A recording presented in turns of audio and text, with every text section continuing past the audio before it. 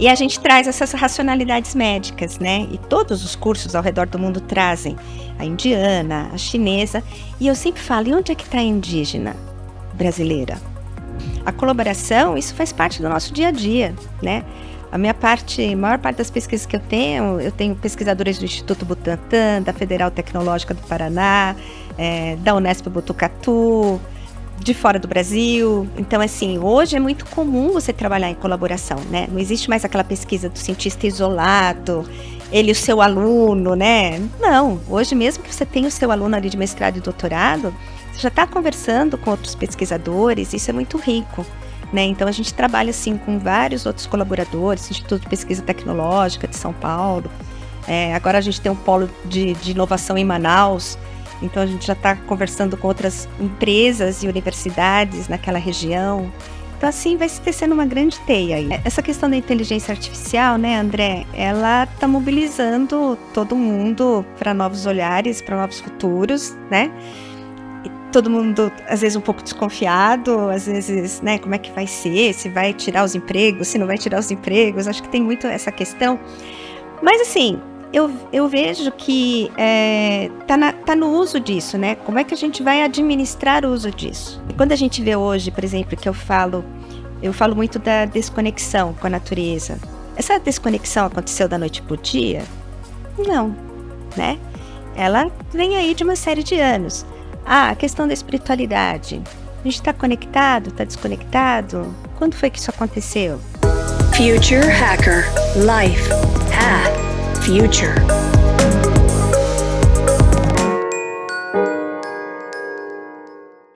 Olá pessoal, bem-vindo de volta aqui ao Future Hacker. Temos aqui a grande honra de receber a Liz Leão. Ela é pesquisadora sênior do Hospital Albert Einstein, líder do grupo de pesquisa de conexão com a natureza para promover o bem-estar humano e a conservação da biodiversidade. Por muitos anos trabalhou como assessora de pesquisa científica e mentora de projetos de pesquisa para o Ministério da Saúde do Brasil, o PROAD do SUS, né? Cofundadora da especialização em saúde integrativa e também fotógrafa de natureza. Super bem-vinda, Liz, ao Future Hacker. Obrigada, André. Obrigada por esse convite. Bem, um prazer aí te receber. Eu queria que você me contasse um pouco, né, da tua jornada profissional, né, assim, né, e esses motivos, e qual que te motivou a entrar em pesquisas bem interessantes, né, como musicoterapia, bem-estar, conexão com a natureza, terapias complementares, né, acho que um corte forte sobre dor que você faz também. Então eu queria falar um pouco como é que esses temas, né, orbitaram na tua mente para que você pudesse mergulhar, filosofar e botar para fora esses temas. Bom, eu comecei a trabalhar muito cedo, André. Eu comecei a trabalhar com 17 anos. E eu gostei minha vida inteira de escrever, tal, não sei o que, tanto que o meu primeiro emprego era assistente de redação. Eu tinha 17 anos. E estava numa agência, etc e tal. Então eu sempre gostei de literatura e a minha primeira graduação foi letras. Então, assim, eu conto um pouquinho dessa história para todo mundo entender como que eu junto depois de tudo isso no meu dia a dia, né? Porque fiz letras, aí tá bom, um parênteses, eu fui sargento da Polícia Militar do Estado de São Paulo durante 5 anos, o que me deu uma visão de mundo e de pessoas e de comportamentos muito interessante, né, assim, da vida. E aí depois, anos depois, eu resolvi fazer uma segunda graduação, eu fiz enfermagem, né, eu sou da primeira turma do Einstein, né, eu fiz a minha graduação lá e voltei para casa depois de bastante tempo, né. Só que no meu segundo ano de faculdade eu já comecei a fazer pesquisa, né, assim, eu já tinha uma veia de pesquisadora muito latente ali, e a minha primeira pesquisa foi em dor. Então, assim, eu pesquiso na área de dor aí por volta de 33 anos, 32 anos, por aí, né? Que é desde que vem da formação. E aí, estudei dor durante muitos anos, só que desde sempre eu trabalhei com tecnologias leves para o cuidado em saúde, né? Dor é pesado, morte é pesado, hospitalização é pesado, doença é pesado, né? Tudo é muito pesado. Os tratamentos são muito pesados, né? E eu queria um outro jeito de cuidar. Foi assim que eu comecei nas terapias complementares. Aí quando eu fui para a USP fazer meu mestrado, né, a minha orientadora, Maria Júlia, falou assim para mim, bom, o que você quer pesquisar? Bom, queria olhar um monte de coisa. Ela falou, escolhe uma, né, bem? Porque não dá para você fazer um monte de coisa. E aí eu falei, quero música. quero música, por quê? Porque desde os meus 12 anos eu tocava violão. Então, assim, eu já tinha um pé na música, aí eu trouxe isso para dentro da minha primeira pesquisa, então, assim, né, mais acadêmica mesmo, que foi ligada aí no meu mestrado. Eu trabalhei com música e dor crônica.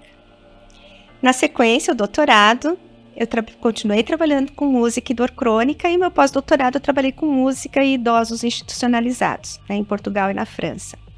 Então, assim, eu trouxe essa questão dessa tecnologia leve para dentro, né, do hospital. E eu gosto muito dessa mistura de arte e ciência, né? Eu gosto tanto de ciência quanto eu gosto de arte, né? Então, assim, esse casamento para mim é muito perfeito porque ele amplia muito o olhar, sabe, assim?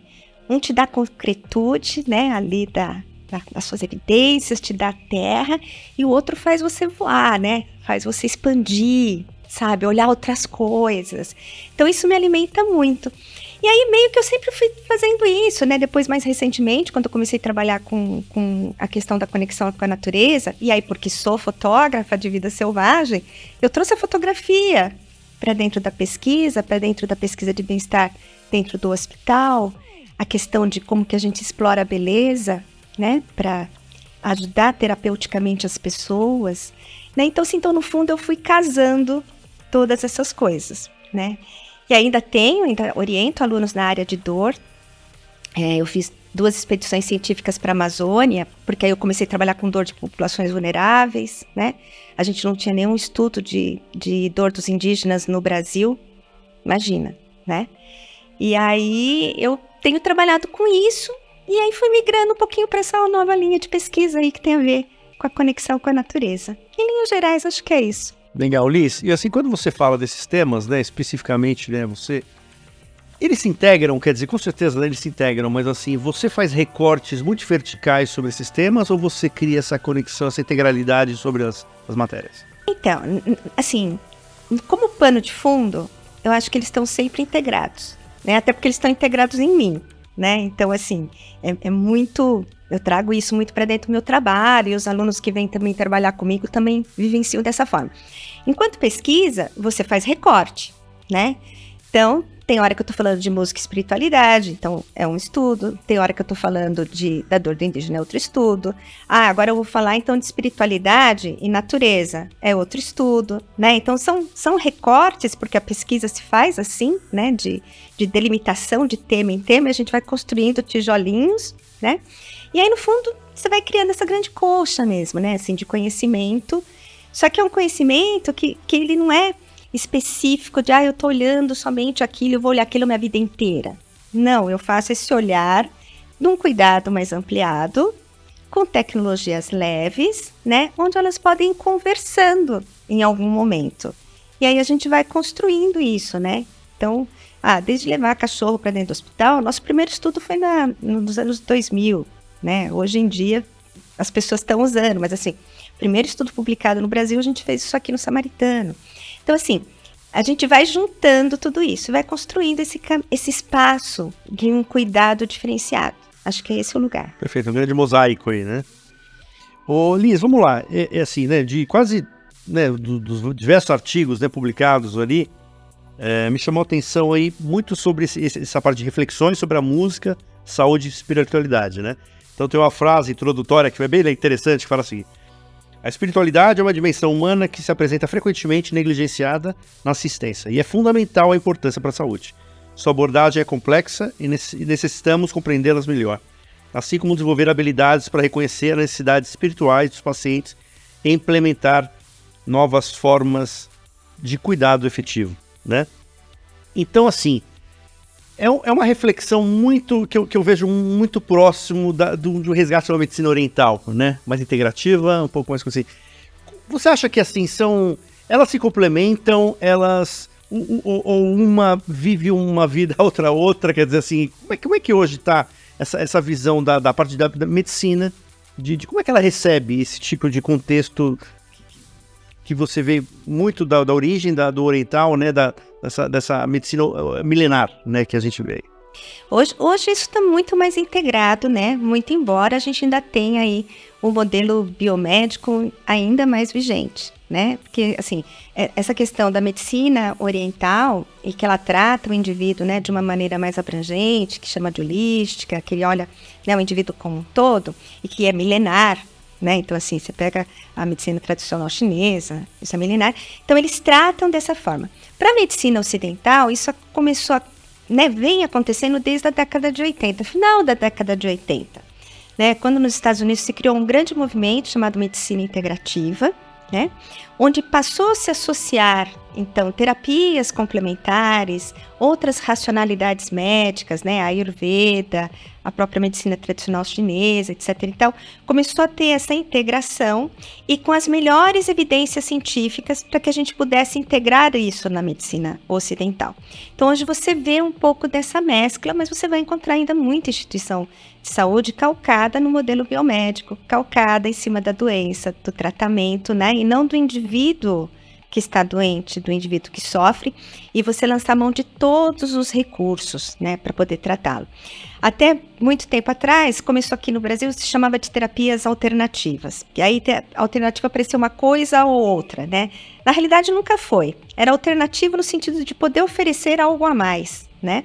Mas depois mudou, virou terapias complementares, aí virou depois terapias integrativas e complementares. A gente tem política pública, né? Hoje voltada às práticas, né, integrativas no Brasil. Então, o fato de ter uma política pública, nossa, deu um boom, né? Assim, ajudou. Hoje você vê isso no Sistema Único de Saúde, nas unidades básicas de saúde, você vê uma integração dessas formas de cuidado. E aí o que você vê também, e aí a minha crítica do modelo, que nós criamos lá no Einstein a pós-graduação em Medicina Integrativa, que depois passou a chamar Saúde Integrativa em 2013. E a gente traz essas racionalidades médicas, né? E todos os cursos ao redor do mundo trazem a indiana, a chinesa. E eu sempre falo, e onde é que está a indígena brasileira? Né? Porque a gente tem ali um corpo de conhecimentos, inclusive voltado à saúde, que é muito pouco explorado, é muito pouco conhecido, né? Como quase não se conhece nada mesmo das nossas mais de 300 etnias que a gente tem pelo país. Né? Mas hoje eu vejo um caminho bem melhor do que a gente via aí há 2, 3 décadas. Engraçado, eu tive ano passado na Amazônia e eu conheci um chefe indígena que é a parte de saúde, né, não era de São Gabriel Jesus, né, das Cachoeiras, São Bento da Cachoeira, exatamente. Que é o maior município com etnias ali. E o que eles falaram, a gente discutiu muito isso, né? Como é que vai a saúde, né? Como é que você leva, como o Estado, como o Brasil, pode levar a saúde para lugares assim, extremamente remotos, né? Que são horas de barco, etc. E aí, assim, a gente ficou questionando muito isso, né? Assim, tem, por exemplo, depressão nos índios, é uma coisa que... Quem fala sobre depressão nos índios? Assim, são temas, e a gente discutiu até sobre isso, né? Eu falei assim, André, às vezes, uma bola de futebol é uma coisa que você cura pessoas ali por falta de depressão, né, dos indígenas, quer dizer, temas assim que é totalmente, né, você só tá lá para você entender, né, o que tá acontecendo, né. Porque eles estão muito remotos, né, eu tive no Vale do Javari, né, então é uma área muito remota também, e o barco da saúde passa uma vez por mês, né, então assim, eles ficam de fato muito, muito isolados, e ainda bem que eles têm a medicina tradicional, né, que é o que eles trazem de seus ancestrais e que vai ajudando eles a cuidarem de si mesmos, né. Eu brinco que eu falo que assim, quando você trabalha com populações vulneráveis, né, parece que elas são invisíveis. Eu falo os indígenas, como eles estão tão lá no meio da selva, parece que eles não existem, porque a gente não vê, né, a gente tem uma dificuldade de cuidar daquilo que a gente não vê, que não conhece. Exato. Ô Liz, me diz o seguinte, quando você faz exatamente todas essas pesquisas, né, que todos esses temas aí, uma pesquisa que você está fazendo, né, de acordo com insights, assim, isso, você vira a voz da entidade, vamos supor, você fala pelo Einstein sobre esses temas, ou o Einstein tem, por exemplo, as suas premissas, suas pesquisas, quer dizer, ou é uma coisa isolada, isso é uma coisa mais individualizada, ou efetivamente você tem a voz corporativa da entidade para falar sobre esses temas, assim? Não, a gente tem, né, assim, a gente trabalha com muita autonomia, eu acho que são as duas coisas, tanto o pesquisador ele consegue entender, né, a vocação da sua organização, os problemas reais que a gente tem também ali, né, para resolver, mas como o Einstein, ele tem essa questão de levar uma gotinha de Einstein para todo lugar, né, eu fui parar lá no Vale do Javari, entendeu? Plenamente validada pela minha instituição. Perfeito. Né? Porque, assim, a gente tem uma influência também na saúde pública que as pessoas às vezes até desconhecem, mas que é muito abrangente, né? Então, a gente trabalha, porque assim, a ciência ela trabalha em prol da humanidade, né? Onde quer que ela esteja. Então, é claro que talvez a gente tenha algumas pesquisas que estão voltadas para uma linha mais estratégica, institucional, né? Assim, as grandes linhas, mas dentro dessas linhas, cada pesquisador, ele é o que ele é, né? E muito, a gente acaba se tornando uma referência, porque o Einstein, ele é um formador de opinião, né? Então, o que a gente acaba falando, isso vai caminhando e tudo vai crescendo. Então, assim, todas as minhas pesquisas são muito validadas, tanto pela minha diretoria, como pela alto escalão, pela presidência do hospital, né? Assim, eu vejo eles, quando eles dão entrevista, eles falam da minha linha de pesquisa e da linha de pesquisa de outros pesquisadores. Então, assim, todo mundo muito acolhido ali nas suas ideias, nesse sentido. Legal. E existe colaboração entre pesquisadores de hospitais diferentes? Existe. Assim, causas assim que juntam os pesquisadores do São Luís, do Samaritano, do Einstein? Sim. Um grande exemplo disso foi a coalizão durante a Covid, né? Que precisava todo mundo se juntar e os grandes hospitais se juntaram ali para criar pesquisas conjuntas, mas a colaboração, isso faz parte do nosso dia a dia, né? A maior parte das pesquisas que eu tenho pesquisadores do Instituto Butantan, da Federal Tecnológica do Paraná, da Unesp Botucatu, de fora do Brasil. Então, assim, hoje é muito comum você trabalhar em colaboração, né? Não existe mais aquela pesquisa do cientista isolado, ele e o seu aluno, né? Não, hoje mesmo que você tenha o seu aluno ali de mestrado e doutorado, você já está conversando com outros pesquisadores, isso é muito rico, né? Então, a gente trabalha, assim, com vários outros colaboradores, Instituto de Pesquisa Tecnológica de São Paulo, agora a gente tem um polo de inovação em Manaus, então a gente já está conversando com outras empresas e universidades naquela região. Então, assim, vai se tecendo uma grande teia aí de pesquisa com várias pessoas. Legal, até porque os beneficiários não são só os clientes, é todo mundo, né? Então, são todas as pessoas, né? Isso, são todas as pessoas, né?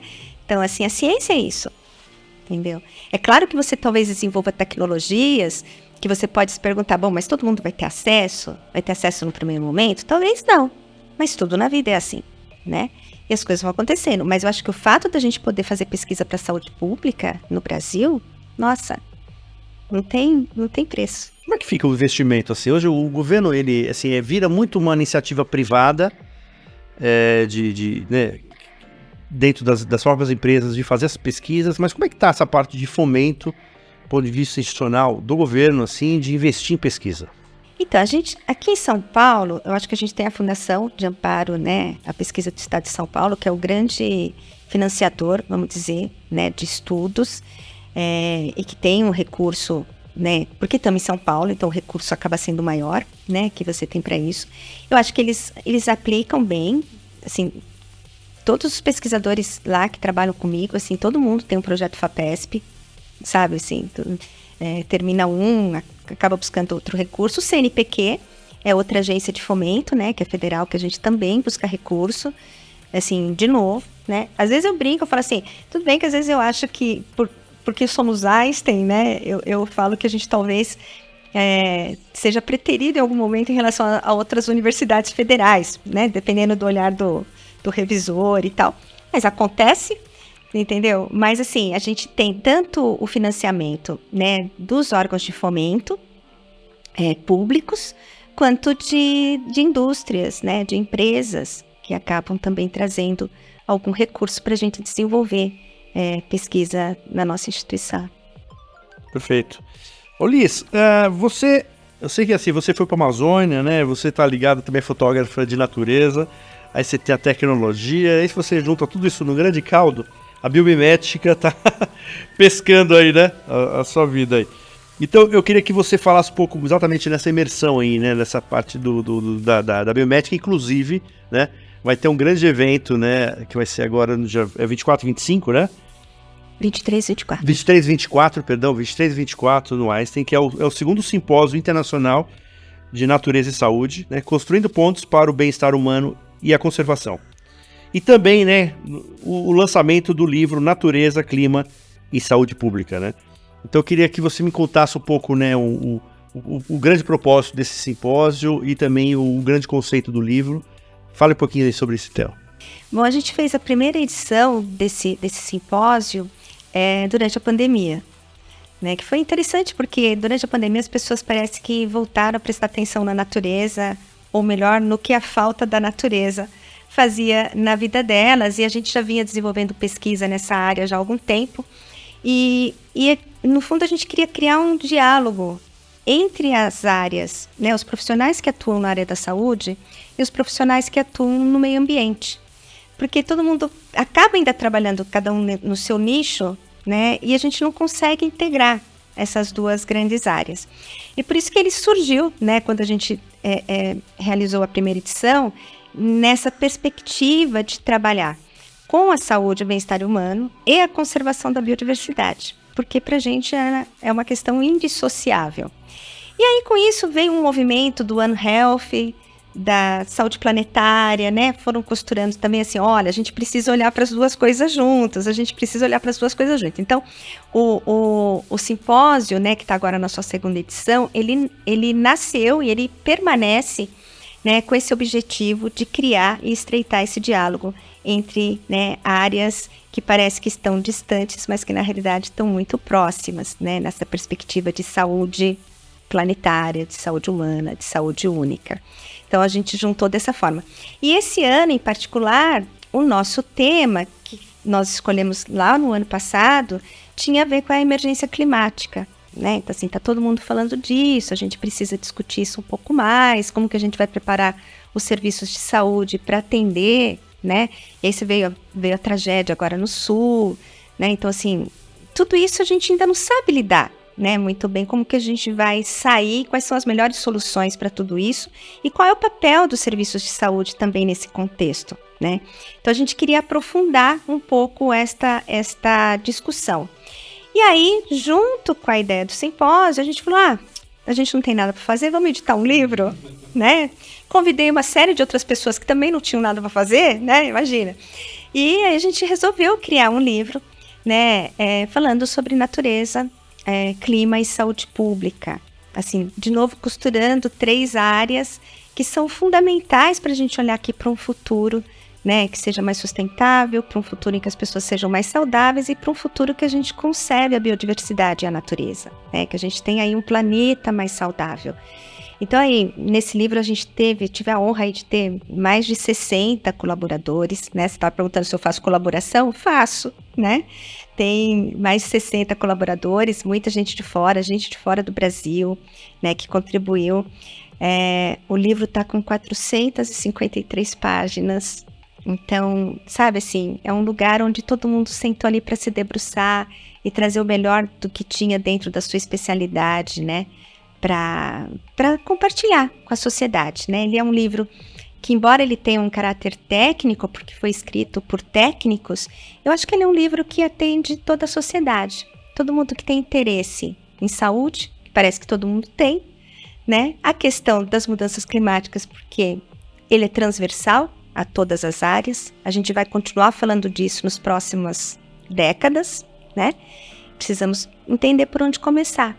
Então, acho que o simpósio e o livro, eles têm esse objetivo de trazer essa discussão num cenário maior, mais amplo e interdisciplinar. Interessante, assim, é um tema que, assim, é o que você falou, né, abrange a sociedade inteira, mas eu já vejo um recorte disso muito para os pequenos. Ele poderia ter versão para o ensino médio, para ensino fundamental, né? Porque, assim, são essas pessoas que vão estar colhendo, né, o que a gente está plantando hoje, né, na prática, né? Então, ele poderia até ter esse lado de educacional para uma faixa etária até mais jovenzinha, né? De como fazer práticas, né, de conservação, etc., de bem-estar, né? Não, sem dúvida, né? Assim, tem um capítulo até que fala de educação ambiental, educação em saúde, né? Onde a gente traz, que são projetos, né? Porque o livro está dividido num eixo que são bases conceituais, depois grandes temas aí na área e experiências é o terceiro eixo dele, né? Então, quando você traz para experiências, você está falando, sei lá, de parques saudáveis, pessoas saudáveis, né, numa estratégia que a WWF Brasil trouxe para cá, você tem muita coisa ali acontecendo com a população. Aí, o Instituto Árvores Vivas, que trabalha com adolescentes, entendeu? Então, assim, dentro do livro mesmo, a gente já tem ali iniciativas que utilizam isso e que tem ali no livro mais uma ferramenta. E, assim, a ideia é que desdobre, né, para outros players em várias vertentes. Então, o livro, ele é... Bom, eu tenho a gente tem um programa no Einstein muito interessante que chama Cientistas do Amanhã. E esse programa, ele é feito com jovens da comunidade de Paraisópolis, né? Estamos na 3ª edição. Tem uma indicação de uma escola lá de Paraisópolis, dos alunos que, né, tem um perfil para isso. Depois faz uma seleção e a cada ano a gente tem aí 15 a 17 jovens que estão saindo do ensino fundamental para o médio e que passam 3 meses com cientistas lá no nosso hospital, né? Eles ficam 1-2 dias com cada cientista, eu fico com eles também. E eu tenho 2 jovens que participaram da 1ª edição que são coautores no livro. Ah, que legal, olha aí, então já começou. Então, que são coautores no livro, muito bom. Né, junto com um professor da Federal Tecnológica do Paraná e com 2 enfermeiras, entendeu? Para discutir, entendeu? Então, assim, eu também gosto disso, de trazer acadêmicos com quem está começando e que tem potencial, né? Que, assim, de novo, a gente abre. Eu acho também, acho que é uma onda, né? Eu lembro que, assim, só para dar um exemplo nosso, a gente, na verdade, o Future Hacker nasceu com foco muito mais, né, de hackear o futuro, mas aquele futuro um pouco mais sombrio, né? Aquele futuro um pouco mais distópico, né? E aí a gente deu uma virada. A gente falou assim, cara, assim, eu acho que a gente tem que olhar pelo lado mais utópico da história, quer dizer, né? Mais colorido, menos branco e preto. Então a gente fez toda uma mudança gráfica radical, assim, de focar exatamente isso, o futuro regenerativo, um futuro mais amplificado. E eu falei, é uma onda, né, que vai em várias áreas, né, quer dizer, desde da educação, né, em pesquisa, para o público que a gente atinge. Então, quer dizer, interessante essa onda, né, de que só junto, né, a gente consegue, né, ir para um futuro um pouco mais leve, né, do que nos está seguindo aí, né. E a gente tem que querer isso, né. Outro dia eu estava lendo um estudo que fala de que os carros, a indústria automobilística, né? Hoje você tem os carros todos nos tons de cinza, né? Ele é preto, ele é cinza, ele perdeu a cor, o colorido dos carros que talvez no passado, assim, eu lembro, tinha Fusca azul, né? Fusca amarelo, tinha várias cores. Então, assim, a gente foi perdendo um pouco esse colorido, né? Aí com o passar do tempo. E aí a vida fica mais cinza, né? Mas é tão engraçado que às vezes só numa mudança gráfica a gente percebeu que assim, nossa, é uma mudança radical, assim, as pessoas enxergam diferente. Isso. E elas, porque assim, aquele futuro mais sombrio, né? E assim, isso a gente fez até um evento aqui, online. A gente trouxe gente no mundo inteiro, assim, com grandes expoentes assim, no mundo inteiro, para falar sobre o futuro visto pela lente da ficção. Se é o futuro mais distópico ou utópico. Entendeu? Teoricamente, se o futuro que nos aponta é um futuro mais distópico, é por causa do entretenimento que vem demais, meio Black Mirror, ou se efetivamente é mais Avatar, uma coisa mais... Então assim, a gente foi discutindo exatamente, profundamente sobre esse tema, assim, né? Foi bem legal, foi bem interessante trazer da ficção aí pra... E vamos lá, Gris, eu queria uma outra questão aqui a respeito dessa parte ainda da ciência, assim, né? Quer dizer, como é que você consegue tá formando novos cientistas, né? Quer dizer, né? Vamos supor, o que você faz hoje, né? Você fez muito autodidata, né? Foi criando e foi aparecendo. Como é que você, um país, tem um programa um pouco mais efetivo de cientistas? Você falou já uma iniciativa do Einstein, mas como é que você faz isso um pouco mais amplificado? Então, eu vejo hoje um movimento na ciência que a gente não via até na própria agência de fomento, né? Então, assim, hoje as agências de fomento, para você, quando você aplica um projeto, ele já te pergunta como é que você está envolvendo a sociedade, a própria população para a qual você está desenvolvendo o projeto, e que isso é muito inovador. Né? Assim, eu tô falando porque eu tô nessa área há bastante tempo, e do ano passado para cá é que eu vi assim, 2 editais que eu participei até, eles vieram com essa proposta. Então, você tem que dizer por que é interdisciplinar e como é que você envolve a comunidade. Como é que você envolve os líderes daquele local, né? Como é que você mas desde a concepção do projeto.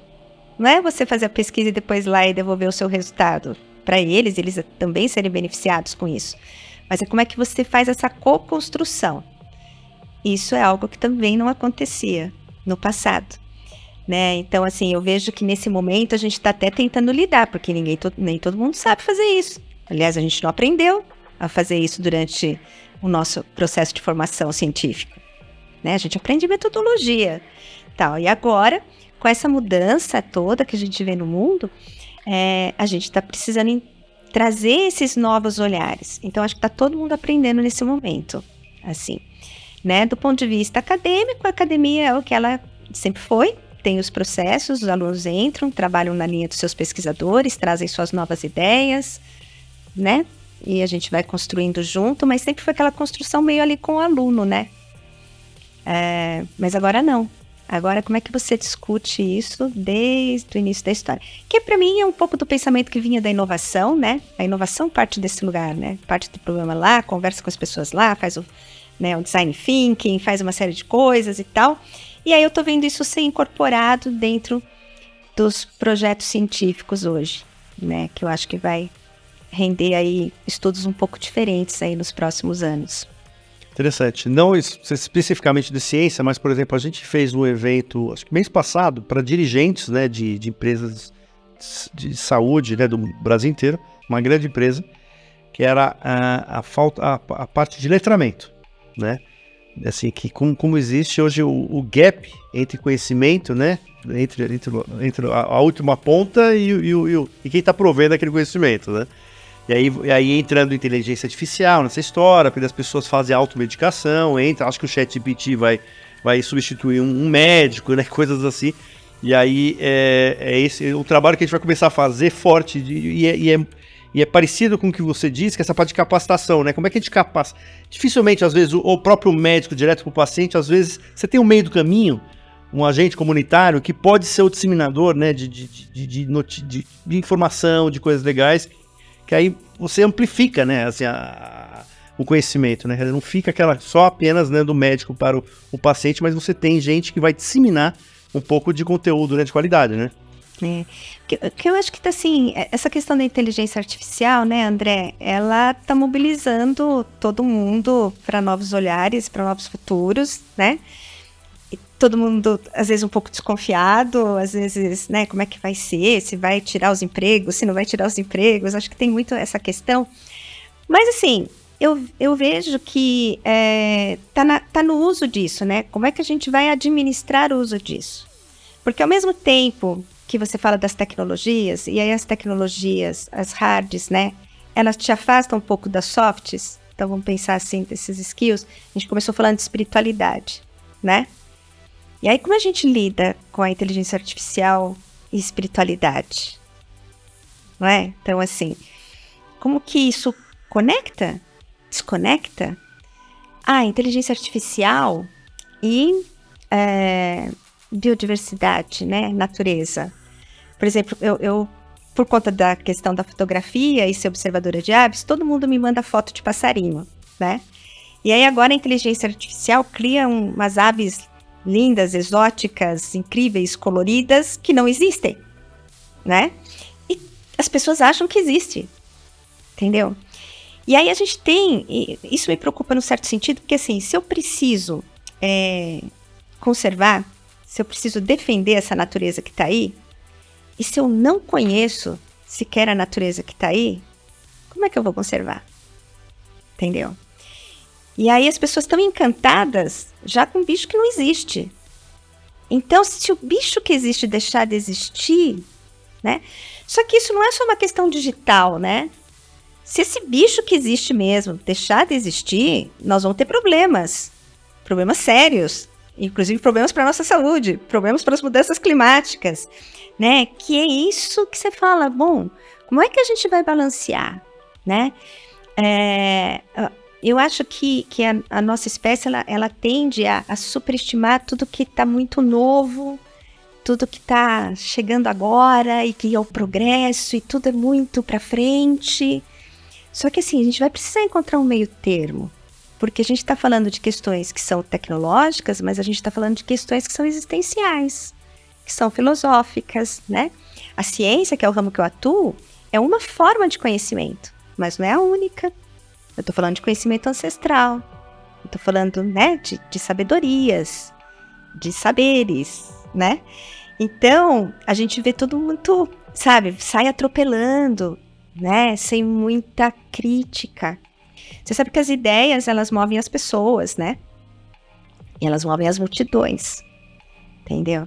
Então, como é que a gente vai balancear essas ideias? A gente, assim, a gente tem uma premissa, um propósito, quando a gente lançou o nosso projeto, o Future Hacker, praticamente, é como é que eu fomento o espírito crítico das pessoas.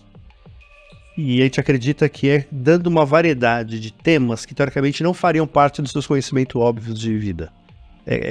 Quanto mais informação, mais eu começo a exercitar essa parte cognitiva. A gente acredita que isso pode ser uma expansão futura de consciência quando as pessoas terem mais acesso a um mundo um pouco mais amplo do que aquelas vidas, do que eles são acostumados a fazer, né? Então, assim, a gente está... É uma premissa que... Eu dar um exemplo, até eu já dei esse exemplo várias vezes, né? Teve um garçom de um bar de um amigo meu, falou: André, tô achando muito legal os podcasts, tem assuntos que... Tem um lá que eu não entendi nada, né? Eu falei, legal, né? Que era sobre teoria útero, integral, tudo. E o que você fez a partir disso, né, cara? Eu comecei a baixar arquivo, hoje eu sinto seguro de discutir o tema com você. Eu achei tão legal isso. Eu falei, cara, olha que assim, ou seja, às vezes as pessoas estão precisando apenas de estímulos, né, para dar esse gatilho para que consiga conhecer, e aí, qual o grande objetivo disso? Cada vez mais ter um pouco mais apurado o espírito crítico, né, que as pessoas não são menos influenciáveis de fake news ou de coisas, né. E aí a gente vai precisar voltar para a base, né, que é a educação, porque a gente sabe também que esse desenvolvimento do espírito crítico, ele não se forma da noite pro dia, né, e nem a partir de uma iniciativa ou outra, ou várias ali, assim, a gente precisa criar, né, assim, uma cultura. Cultura, exatamente, cultura. A gente precisa criar uma cultura, né, sobre isso. O quadro. Porque quando a gente vê hoje, por exemplo, que eu falo muito da desconexão com a natureza, né, e que assim, essa desconexão aconteceu da noite pro dia? Não, né? Ela vem aí de uma série de anos. A questão da espiritualidade. A gente está conectado, está desconectado? Quando foi que isso aconteceu? Também tem aí um caminho nessa história, né? Que vem desde o iluminismo, entendeu? Então assim, olha quanto tempo a gente levou, né?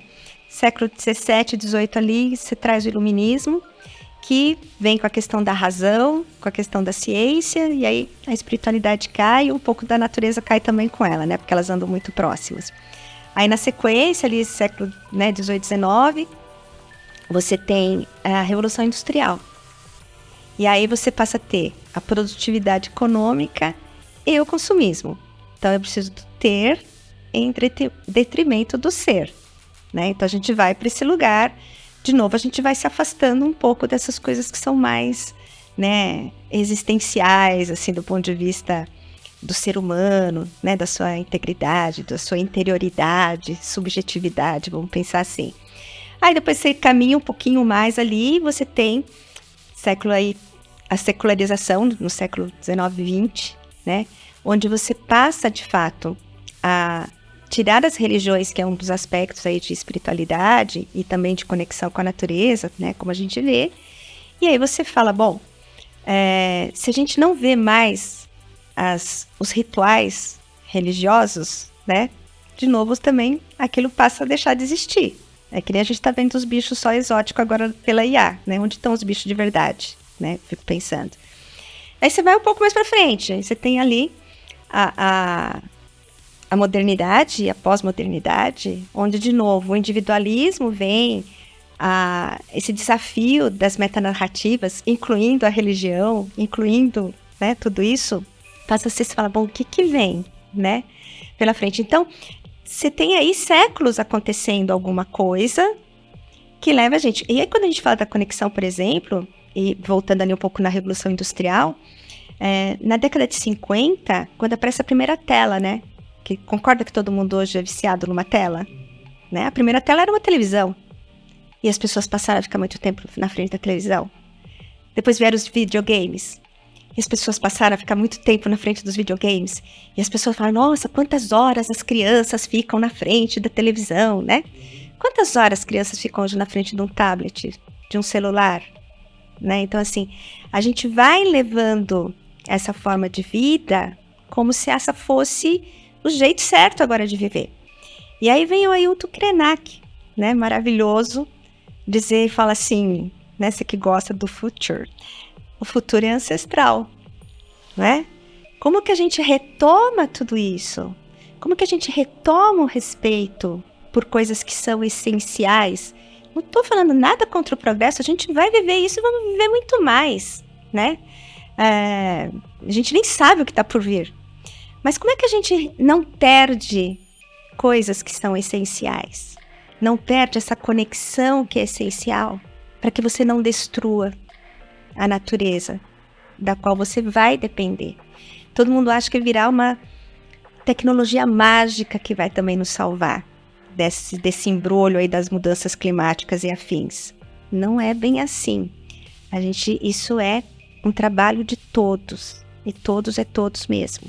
Não vai ter uma salvação nem divina, nem tecnológica, nem científica que vai dar conta do que a gente está vivenciando agora, né?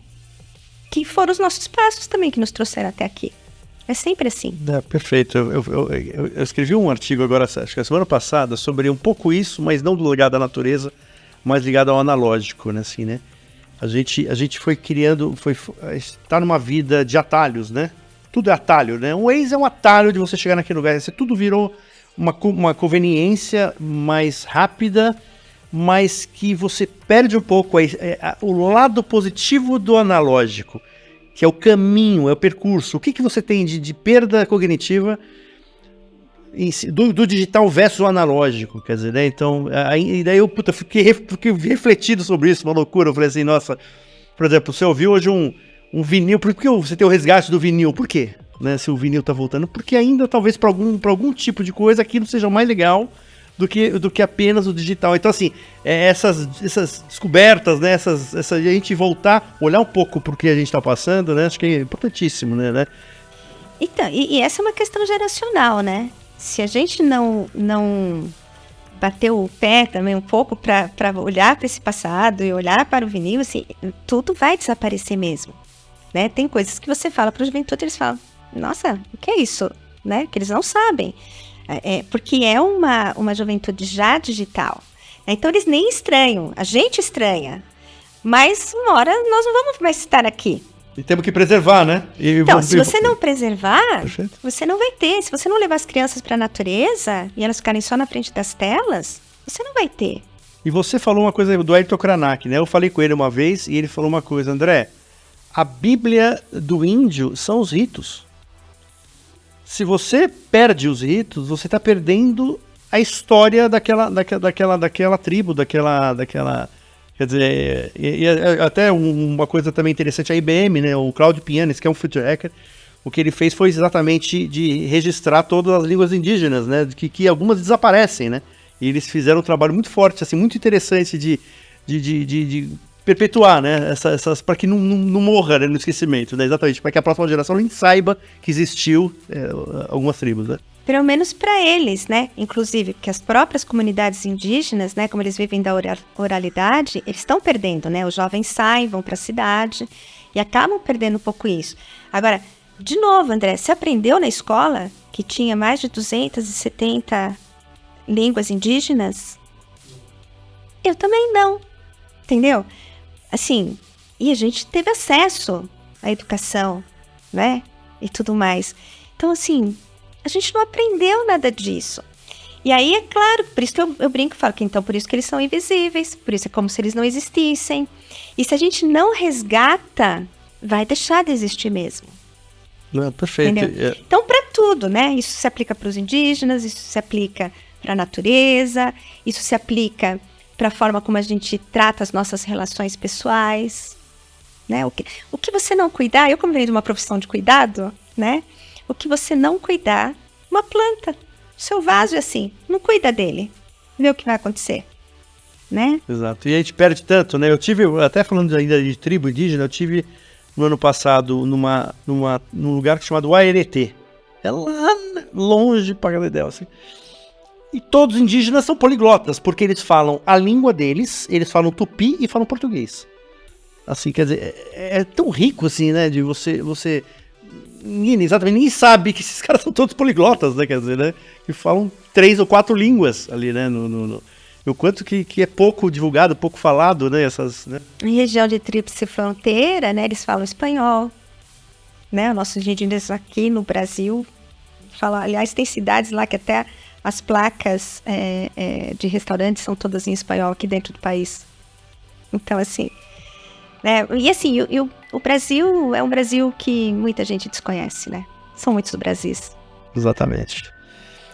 Liz, estamos chegando aqui ao final, eu queria agradecer muito aí a tua presença, foi um papo muito bom aí, e eu queria que você falasse de novo como as pessoas encontram ainda, né, pode se inscrever, né, no simpósio, como acham o livro também, e você deixar essas considerações finais aqui. Tá bom, eu que agradeço mais uma vez, André, por essa oportunidade, né, quero deixar todo mundo convidado, né, então para o segundo Simpósio Internacional de Natureza e Saúde, né, que vai acontecer no Einstein, 23 e 24, é só entrar no site do Einstein, que estão lá ainda todas as informações para as inscrições. O livro, a gente vai lançar no dia 24, às 13 horas, que é o horário que termina o simpósio. Então, quem estiver no simpósio já emenda no lançamento do livro. E quem não for para o simpósio, pode ir só para o lançamento do livro, né, que ele está sendo lançado pela Editora dos Editores. Como eu disse, é um livro bastante robusto, está cheio de fotografia e, assim, fizeram um trabalho primoroso de diagramação, Andréia D'Arco, sabe, assim...